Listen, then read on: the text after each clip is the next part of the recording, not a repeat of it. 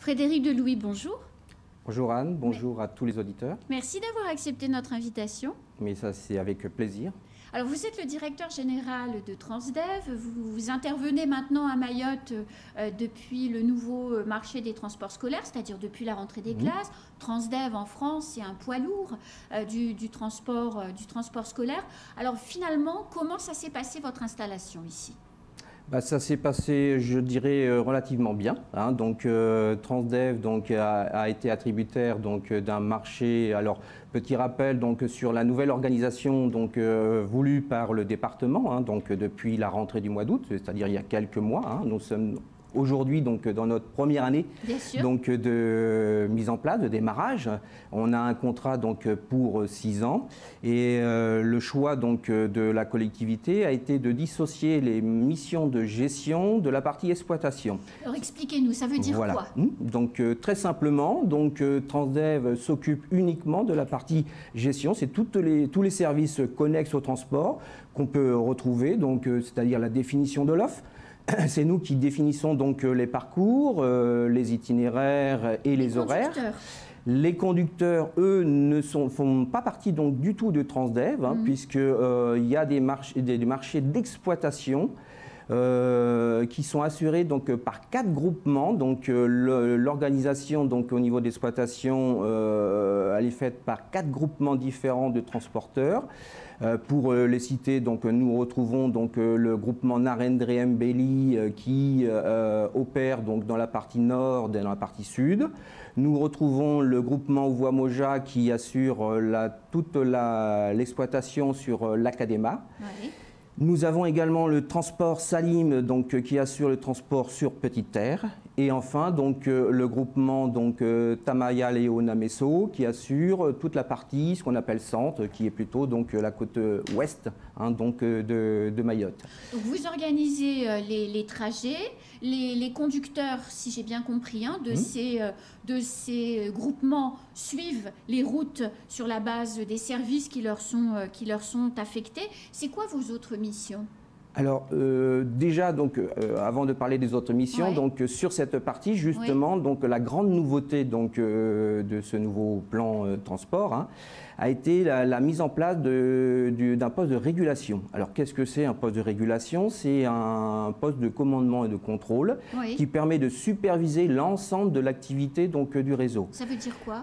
En clair, tous les véhicules sont géolocalisés et nous pouvons, au travers justement de la géolocalisation, savoir en temps réel où se trouvent tous les véhicules. Ce qui permet d'améliorer la desserte, de respecter au mieux les horaires et d'être réactif en cas de besoin, en cas de problème. Voilà. Autrement dit, un autocar est coincé dans un barrage ou une embuscade en ce moment un peu dans le centre, parce qu'il faut caler avec la réalité, c'est le centre qui flambe en ce moment. C'est les choses qui arrivent. Voilà, donc vous voyez que l'autocar ne bouge plus, puisqu'il est statique sur votre application, vous savez qu'il y a un problème.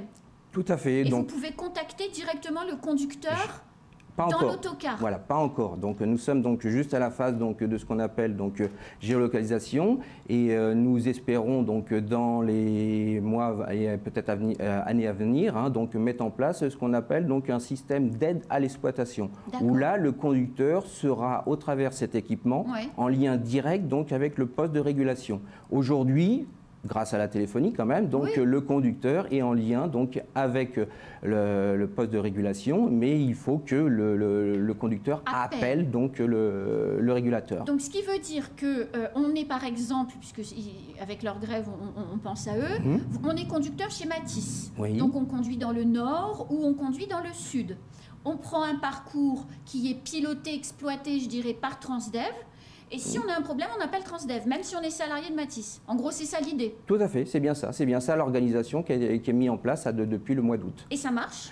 Et ça fonctionne, je dirais, on est au démarrage, il y a des habitudes qu'il faut prendre. Et certains conducteurs ont déjà pris bien le pli d'appeler en cas de problème, d'autres un petit peu moins, mais ça demandera juste quelques temps d'adaptation, le temps que tout le monde se familiarise avec ces nouveaux outils.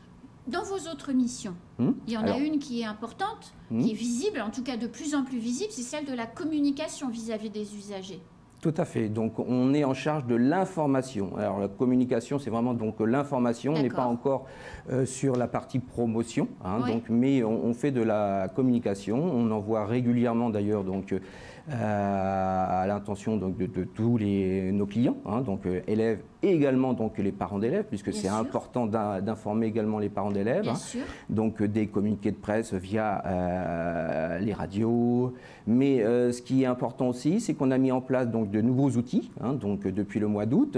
Alors deux plateformes importantes par Internet. Donc nous avons un site Internet qui reprend l'ensemble donc des horaires. Et j'insiste très fortement donc sur ce point, puisque vous pouvez retrouver l'ensemble donc des horaires de passage et des courses sur notre site internet qui est à l'adresse www.allo.yt. Et c'est une information qui est mise à jour régulièrement ? Oui, oui, tout à fait. La mise à jour est, je dirais, pas quotidienne, mais au moins hebdomadaire. Donc si par exemple, avec la géolocalisation, je reviens sur les exemples que vous donniez tout à l'heure, vous géolocalisez qu'il y a un problème sur un autocar, au bout de la ligne, il y a les parents qui attendent leurs enfants dans l'autocar. Donc s'il y a un problème, il y a fort à parier que l'autocar arrivera en retard à destination. Sur ce site internet, on peut savoir que l'autocar est immobilisé quelque part pour un problème quelconque, ou c'est une information qui n'est pas disponible? Pas encore disponible, mais on s'oriente donc dans les mois à venir donc vers ce type d'informations essentielles donc pour la gestion du réseau. Aujourd'hui, donc l'information importante et ce sont donc tous les horaires qu'on peut retrouver donc sur le site internet et toutes les conditions de circulation, des conditions de savoir voyager, puisque c'est très important aussi donc cet aspect-là. Donc voilà. Et nous avons également donc une page Facebook, un peu plus réactif, que vous pouvez retrouver donc sur Allo Mayotte.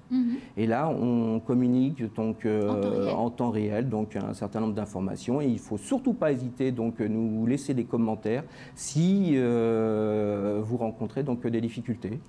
Alors vous communiquez aussi beaucoup en ce moment, enfin en tout cas depuis le début de l'année scolaire, sur l'achat des cartes de transport. C'est quoi? Comment ça marche?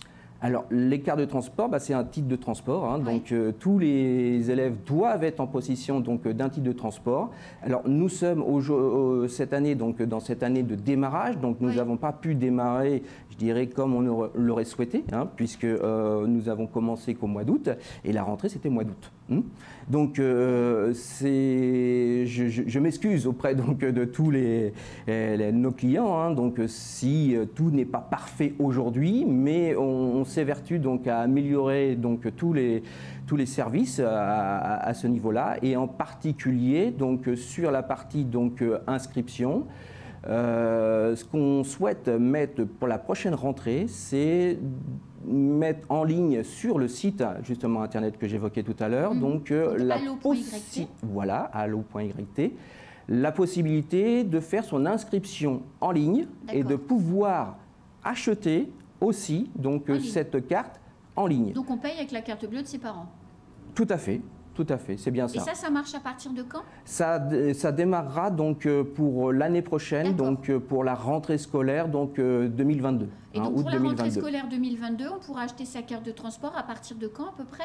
Alors, on va commencer donc les inscriptions, je dirais relativement tôt cette année aussi, puisque c'est important. Mais voilà. Donc, je pense qu'on va commencer donc vers le fin du mois d'avril, mois de mai. Oui, oui, tout à fait. C'est nécessaire d'anticiper? Oui, oui, bien sûr, pour qu'on puisse être prêt le plus rapidement possible. La rentrée scolaire, c'est généralement fin août, et idéalement, c'est que à fin août, donc la majeure partie des élèves puissent avoir déjà leur carte. Ah oui. Cette année, et je m'en excuse auprès, encore une fois, donc auprès donc des usagers, la vente de ces cartes n'a pas pu se faire parce qu'on attendait donc la décision donc du département qui est intervenue donc à partir du 15 novembre. Donc on a commencé tardivement donc la vente de ces cartes, donc et c'est ce qui a occasionné donc ou ce qui occasionne aujourd'hui donc un pic, hein, puisque une information importante, le réseau Allo, c'est quand même plus de 30 000 élèves quotidiennement qui sont transportés. Oui, c'était la question que j'allais vous poser. Combien des élèves de Mayotte, parce qu'il y a un peu plus de 100 000 élèves hein, aujourd'hui à Mayotte, vous en transportez tous les jours 30 000? Plus de 30 000, oui, tout à fait. De quel âge à quel âge? Ah bah, ce sont des collégiens, lycéens, donc, et des étudiants également. Donc pas de primaire? Pas de primaire, non, pas du tout de primaire. Donc on commence au collège? Voilà, 11 ans jusqu'à 18 ans et plus. C'est énorme en fait. C'est énorme et si nous ne sommes pas donc le plus gros réseau donc, de France, nous en approchons fortement. En règle générale, un département en métropole ou même la Réunion transporte combien d'élèves chaque jour? Alors, la décomposition, si on prend l'exemple donc de la Réunion, je dirais globalement, ils sont sur des volumes de 10 à 15 000 élèves donc, quotidiennement. Ah oui, donc on est vraiment un gros département. Alors évidemment, on a beaucoup d'élèves, mais on n'est pas tous obligés de fréquenter les transports scolaires. Donc c'est quand même un service qui est très utile dans la population. Indispensable aujourd'hui, et si on transporte aussi autant d'élèves, oui, c'est parce qu'il n'y a pas d'autres alternatives donc, en transport donc, en commun, hein, puisque si on reprend l'exemple de nos voisins donc, à La Réunion, il y a donc des services urbains, des services interurbains, et sur lesquels donc, bien souvent donc, les élèves donc, se rabattent. Voilà. Pour aller effectivement de chez eux jusqu'à l'établissement scolaire. Voilà. Aujourd'hui, dans les parcours que font les jeunes gens dans les autocars, est-ce qu'ils utilisent beaucoup les hubs? Parce que le rectorat met en place des formations dans différents établissements et forcément, tous les jeunes du département peuvent aller suivre ces formations. Donc du coup, ils suivent des routes dans le trajet global ou le réseau global. Il y en a beaucoup des jeunes comme ça? Oui, il y en a beaucoup qui sont obligés donc de faire des pas de changement justement parce que c'était une volonté de long parcours. Par contre, donc une volonté donc du département pour ce nouveau plan donc qui a démarré donc depuis le mois d'août a été de supprimer justement ces hubs. Hein, pour qu'il y ait le moins de correspondance possible et le moins de concentration donc d'attente à certains points. Et aujourd'hui, donc nous avons supprimé donc le hub de Dzoumogné, hein, qui n'existe plus, de Chirongui également qui n'existe plus.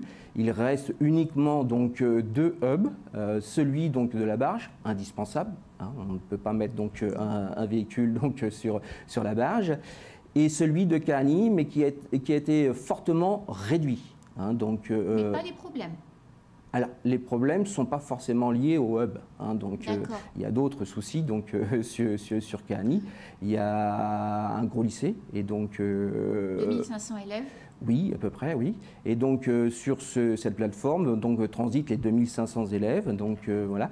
Et également, donc, la correspondance pour les collégiens qui sont à peu près au nombre de 400. Et quelques étudiants également qui transitent pour aller du nord au sud, donc une centaine donc, de personnes. Oui, donc ça fait beaucoup de croisements quand même au sein de ce... Alors, vous vous êtes installé, vous avez commencé à travailler en gros à la rentrée scolaire. Votre rentrée, elle n'a pas été quand même très simple, hein, puisqu'il y a eu quand même beaucoup d'insécurité au premier trimestre avec ce hub de Kahani qui a concentré, il y a des dizaines et des dizaines de gendarmes hein, tous les matins autour du hub pour tenter d'assurer la sécurité. C'est des situations qui sont fréquentes ailleurs ou il n'y a qu'à Mayotte qu'on voit ça?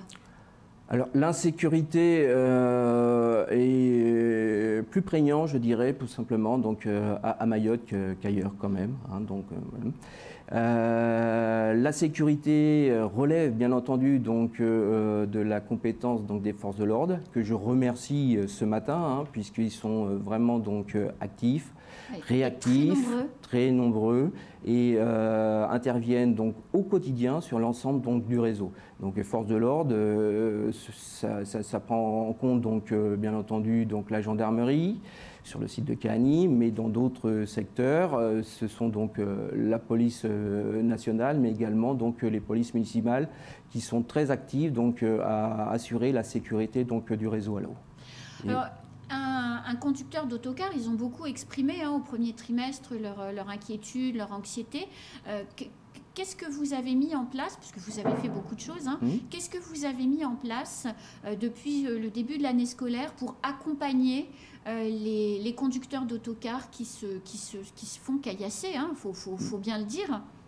Oui, alors le caillassage, comme vous le dites, donc c'est un fait prégnant aussi donc à Mayotte, puisque si on regarde, pour vous donner quelques chiffres, si on regarde en moyenne donc depuis la rentrée jusqu'à mois de décembre, on recensait globalement donc 2 faits de caillassage par jour. Donc c'est du quotidien, malheureusement. Et sur ce point, je pense que la seule solution est de se protéger, enfin protéger donc les véhicules. Et nous y travaillons. Il est encore un peu prématuré aujourd'hui donc d'évoquer ce sujet, mais sachez que c'est une action qui nous tient à cœur et nous espérons donc dans les mois à venir donc trouver une solution pérenne donc justement donc à ces faits de caillassage par des protections simplement donc des renforcements donc des vitres. Voilà. Ouais. Les forces de l'ordre, les agents de médiation, enfin tout le personnel, toutes les personnes que vous avez citées qui interviennent pour la sécurité des transports scolaires sont amenés parfois à fouiller les sacs, puisque les élèves qui ont peur aussi, puis d'autres sont délinquants, ont des armes blanches dans leur cartable ou dans leur sac à dos. C'est quelque chose qui a repris ces contrôles avec la rentrée là, de cette semaine? Oui, tout à fait, tout à fait. Donc nous assurons donc avec l'ensemble donc des forces de l'ordre des contrôles, je dirais quotidiennement. Donc selon donc les secteurs, les points stratégiques, là où on rencontre le plus de difficultés. Et concernant les fouilles, ce qu'il faut savoir, c'est que c'est très réglementé. Oui. Et c'est sur réquisition donc du procureur. Et à ce sujet, donc Transdev, pas Transdev Mayotte, mais Transdev France, a sollicité donc une dérogation auprès du ministre de l'Intérieur pour que nos personnels puissent, sans dérogation, au travers de cette dérogation, je veux dire, fouiller donc les sacs de façon permanente auprès donc des élèves. Et vous l'avez obtenu cette dérogation? Nous attendons donc le retour donc du ministère sur ce sujet. Vous avez mis en place il y a quelques mois, quand ça a un peu flambé et qu'il y a eu un peu cette grève au mois d'octobre, vous avez mis en place des formations d'un nouveau genre à Mayotte, mais qui fonctionne très bien dans le domaine du management en métropole. C'est des formations action avec des mises en situation. Et il est vrai qu'après, les personnels les conducteurs semblaient rassurés. C'était quoi ces formations? Ce sont donc des formations, alors c'est un volet qui nous tient à cœur également, de pouvoir former l'ensemble de nos personnels. Et parallèlement à ça, donc, nous associons donc, l'ensemble donc, des acteurs. Et des conducteurs. Donc les conducteurs, bien entendu, mais également donc, les forces de l'ordre. Donc nous faisons donc, des formations mises en situation, puisque c'est ce qui est le plus efficace. On ne va pas faire des formations donc, en salle. Il n'y a pas forcément d'intérêt. Donc on est dans l'autocar et on simule une incivilité, voire une agression. C'est bien ça, donc des mises en situation avec donc, des actes d'incivilité. Donc on a donc des acteurs. Bien sûr. Voilà, c'est ça, c'est un jeu d'acteurs. Bien sûr. Et nous formons donc nos personnels. Alors nos personnels qui comptent donc au travers donc les médiateurs et également donc nos contrôleurs, des mises en situation selon donc les cas, donc des positionnements adaptés selon donc le cas, la chaîne de sécurité, ce qu'on appelle un peu la chaîne de sécurité, la chaîne humaine. Donc c'est le positionnement donc de nos médiateurs, les forces de l'ordre et également donc les conducteurs pour que on puisse canaliser au mieux donc lorsqu'il y a des débordements, puisque c'est des faits de mort. Donner des clés aux conducteurs pour être plus à l'aise. Tout à fait, donner des clés aux conducteurs. Et ce qui contribue aussi donc à la sécurité, c'est on a essayé de rompre ce phénomène d'isolement auprès donc du conducteur au travers donc la régulation, puisque les conducteurs peuvent appeler donc sont plus seuls. Ils sont plus seuls, ils peuvent appeler donc la régulation qui est en poste donc de 4h30 le matin, donc au premier départ donc des véhicules jusqu'à 20h le soir et des fois, selon des conditions, un petit peu plus tard. Frédéric Delouis, c'est déjà la fin de ce temps de parole. Merci. J'avais encore plein de questions à vous poser. Alors, une information, si vous me permettez, une information essentielle, puisque nous sommes dans le pic justement donc, de la délivrance des cartes. Et il y a un phénomène donc, qui se passe donc, sur le site de Kaweni, à l'espace Corallium où nous délivrons les cartes. Il y a beaucoup d'affluence et avec donc, les mesures sanitaires, on va être obligé donc, de faire différemment. Et j'invite toutes les personnes donc, à téléphoner donc, au 02 69 666 360 pour faire une réservation. Pour venir retirer la carte. Pour venir retirer donc, la carte. Donc on ne peut, malheureusement, c'est les contraintes sanitaires qui nous l'imposent, contenir donc, toute cette foule, parce qu'on recense 200 personnes des fois donc, à attendre donc, devant donc, nos bureaux. Eh bien, pour fluidifier, pour des raisons sanitaires, et même pour ces clients qui attendent, donc il est préférable de prendre rendez-vous. Et en prenant rendez-vous, il y aura moins d'attente et il y aura moins de monde donc, sur place. Merci Frédéric Delouis. Je vous remercie. À bientôt. Au revoir. C'est la fin de ce premier temps de parole.